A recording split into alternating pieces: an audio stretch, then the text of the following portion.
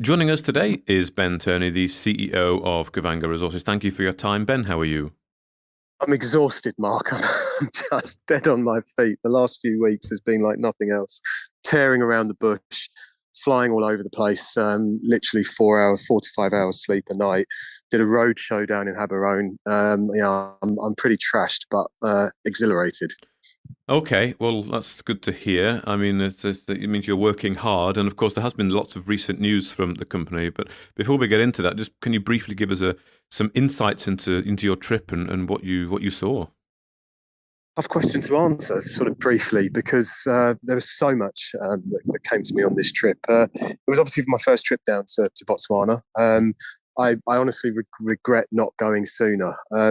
Having seen what we've built on the ground, what our guys there have put together, the pride with which our team is works, and what they put into this job, it's been incredibly motivating. And this has been a difficult year in the market, and obviously up in London.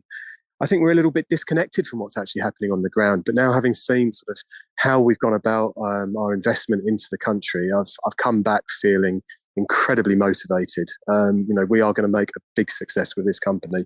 We've got great people on the ground, and my overall impression is that Botswana is a country that is ready to fly. It's already is very advanced. It was great sort of seeing the infrastructure, seeing the city, meeting the people.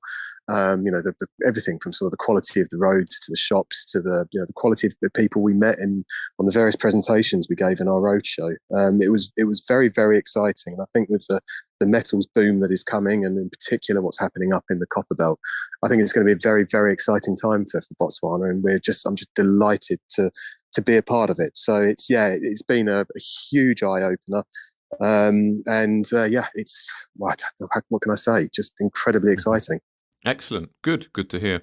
Well, let's look at some of the news that's come out recently then. We'll start with Ditau. You've, of course, released some exploration drilling and assays from the Ditau project. And the first question I want to put to you, just being the pessimistic interviewer, you were clearly looking for copper, which you have found some copper there, but the RNS read to me that, we've sort of found some trace elements of gold, trace elements of iron, and it might be an IOCG. I mean, have you found what you're looking for? Or are you trying to sort of, spin it a different way?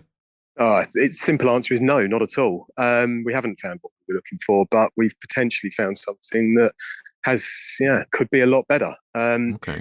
Look, the RNS, I understand that it's a bit vague. The market hasn't really picked up on it, but we went to Ditau on Saturday.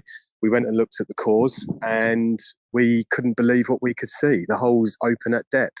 I've got to be honest, what this shows us is there are a number of improvements that we need to make in the company.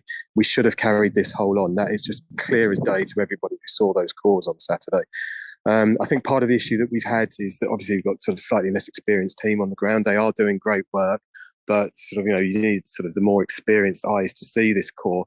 And what we've recognised is the camera quality. This is the big issue we've got here.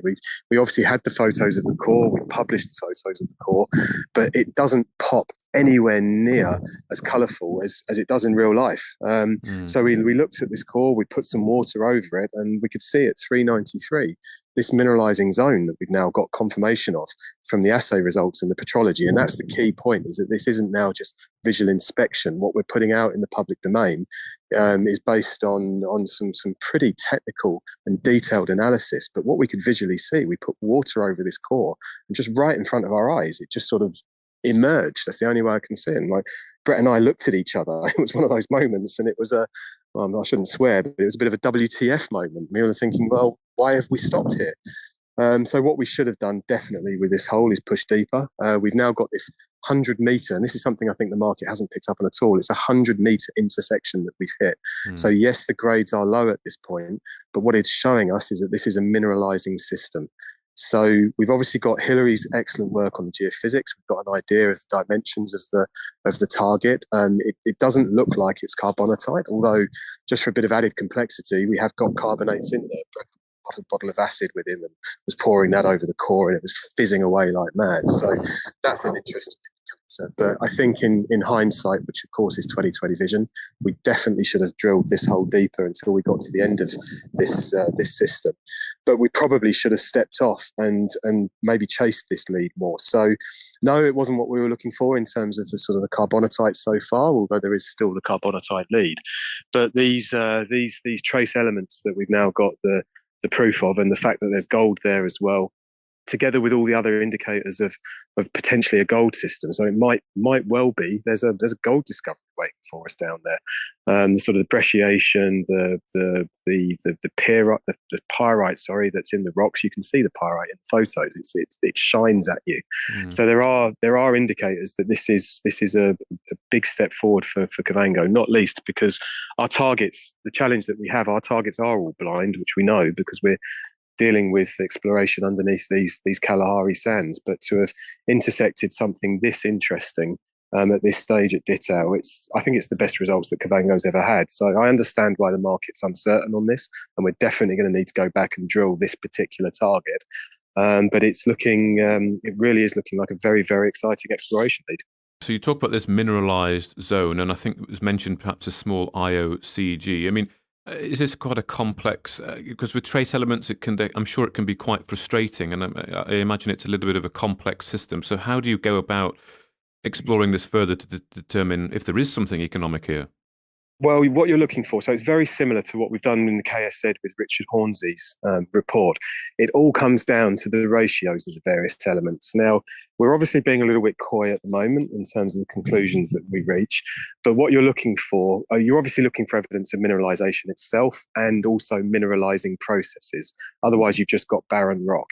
If you've got mineralizing processes, then you know you're in the right postcode, you're in the right area, because you've obviously got a system that's undergone at least one, if not a series of geological changes over obviously long periods of time. That's how metal deposits broadly are created. We've clearly got a hydrothermal system here. You know, we saw that in the rocks. It was one of the first things we identified. But what we're seeing from the ratios of the various elements that we've got back from the assay results is that these, you know, they are shaping up to suggest that mineralizing events have occurred around this particular target. Now, obviously, the exploration model is different to the carbonatite model, so it's back to the drawing board for us in terms of next steps. But what we've picked up, I mean, the technical data is all there in the RNS, and the future for this project is, first of all, we go back into this hole. We cased it higher up the hole, so you know it is still open. So we need to pursue this lead at depth down to wherever the system goes. But then we also need to look, I think, at doing some drilling sort of off to either side. First step will obviously be to do some more geophysics. We need to do a bit more surveying, but this is a lead for us to chase. But what's also interesting is that while we were out in Botswana, we've got a lead on some other carbonatites to the northeast. Now, what's very interesting about this, and I'm sorry, I said carbonatites, I meant similar looking system to what we have. Now, what's interesting about that is that with some of the work that we've published, we have these regional trends. So this corridor where you'd expect to find these types of systems. And it's anecdotal at this stage, but what we've heard from a private company and some drilling that they've done is that they might have encountered something similar. So all in all, this is shaping up to be something unexpected, but potentially something very positive. Okay, and it's back to the drawing board to determine the next steps and how to go forward. In terms of the copper mineralization, what was that looking like? Because you did find some elevated copper values, didn't you? Yeah, so you know there was evidence of chalcopyrite, so we could see some blebs of it. That's obviously the copper mineralization.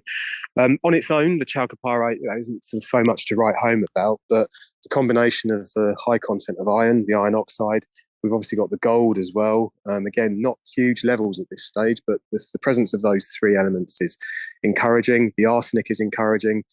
We've also got the silver as well. We hit 15 grams of silver in one area, so within this. So it's all pointing in an interesting direction. And what you can see on the core, if anyone has access to anybody who is technical, just show them the photos that we've published and ask their impressions. And one of the first things I'm sure that they'll say is that, you know, this is a system that has undergone, you know, a serious amount of change with the brecciation. We've got the faults running through. There's clear evidence of hydrothermal activity which could have transported mineralization, and we appear to have hit the top of this system. So what's deeper down? Well, we've got to go and drill, get the truth detector out again, and and go and pursue this target. So it could well transform the whole Ditau play. But let's see. We've got to wait and do a bit more work, and then get back out to the field and get some more core. Okay, excellent. Well, thank you for that update. Let's now talk a little bit about the KCB, the Kalahari Copper Belt. I know we've spoken about this before. It's been investors and myself included on interviews have been anticipating when you're going to be able to get active on the ground there. So you've announced a target, haven't you? A large drill target, the Mamumo project area. So what can you tell us about this? You've identified this through high resolution soil sampling, and you're going to hone in on it to actually be able to get the drills on the ground in the near future?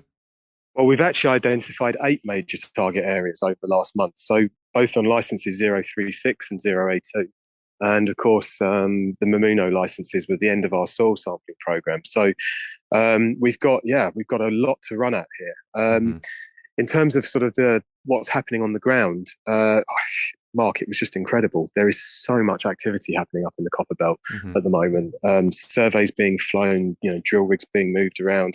I got to see John Lauderdale on Saturday, which was great, and find out from him what's happening at Sandfire. He's now the senior project geologist at Sandfire, which is obviously a great contact for us to have in the future. In terms of sort of like just getting an appreciation of the scale of the opportunity, I drove around the little slither of land that's to the east of the road that cuts through the corner of the 082 license. And I think what we haven't really got across to the market, and I don't think I'd even fully appreciate it myself, was just quite how big our land package is.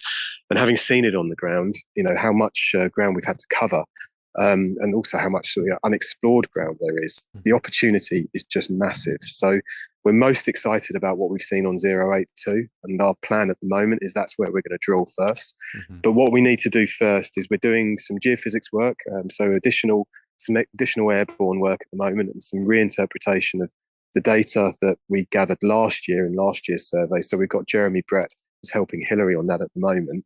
And what the goal is that we just want to refine the final drill targets. So we've got these regional structures. We've got evidence of pretty high, copper readings in the soil samples we've got. We've obviously mapped the ground. We've been working with the Tremino. All of this is leading us to the point where we're going to be siting final drill collar locations. And so we're now into that final sort of descent into landing, and we'll look to drill immediately. We met with obviously Mindea and another drill contractor as well, just to make sure there's RC rig, there's an RC rig available for us. So as soon as we've done this work, we're going to get out and drill this thing. Okay, well, it's very good to hear that there's lots of activity there on the ground in the KCB area, and people will be very familiar with that story. I think this is one of the projects in Kavango's portfolio that people are eager to see some exploration and activity get underway. So you're just honing in on those final drill targets, placing the targets. And you said drilling almost immediately, but when would you hope to do that? Would it be this year or towards early next year? This year. Definitely this year. I've seen speculation saying, we're not going to drill this year. It's just rubbish. No, we've, if you look at what's happened with the company since I took over as CEO, we drill. We drilled the KSZ, we drilled Ditau, we're now going to drill the KCB. Okay. My ambition for 2022 was obviously a year of discovery. I'm still hoping that we make that. We've got some really, really good targets in the KCB. They're relatively shallow, down to about 200 meters. But at the end of this year, my other goal was that we would have drilled all 3 of our projects, and we will have done that. KSZ at the start, Ditau immediately after. I want to get that drill rig out to the KCB next. We want to make discoveries, Mark. That's what we're in the business of doing, and now is the time to do it. We start to get some metal on our books, and the whole Kavango portfolio, I think, at that point lights up. There's a lot of interest at the corporate level. As I say, the road shows that we had in Botswana have generated some really quite significant leads. So yeah, it's time for us to get out there and start making some discoveries. Okay, excellent. So with the KCB, you'll be honing in on those targets and looking to drill this year. Ditau, it's back to the drawing board to determine the next exploration steps there, with considering what you may have discovered, perhaps a small IOCG target. And then just on the KSZ, any update on the KSZ while we're here? Yeah, so obviously I met with Mindea. The guys there are great. Met them a few times in equity drilling as well. It's we've got a plan. Obviously, Power Metal Resources have nicked our drill team, which I'm not overly happy about. But no, they're doing the right thing. I mean, they've obviously drilling Malopo farms, but it's that crew that's the crew that we want. Those were the guys who successfully drilled our holes early in the year in the KSZ. So they'll do a great job for Power and Malopo farms, and of course we wish them every success. But what we're going to do is, as soon as that crew is available, my plan, and I shouldn't sort of be too definitive at this stage, but the idea, let's say, is that we would then look to take that rig and that team and get them back up to the KSZ so we can go after these B conductors. Okay, excellent. Well, Ben Turney, CEO of Kavango Resources, thank you very much for that update today.